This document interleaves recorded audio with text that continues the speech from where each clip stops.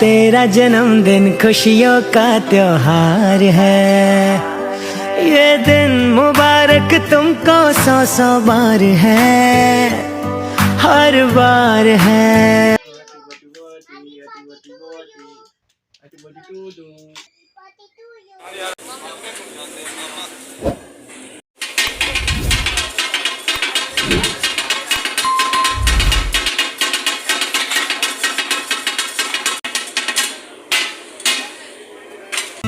ओए ओए ओए अज सोहणिया दी बर्थडे, ओए ओए ओए होवे हैप्पी तेरी बर्थडे।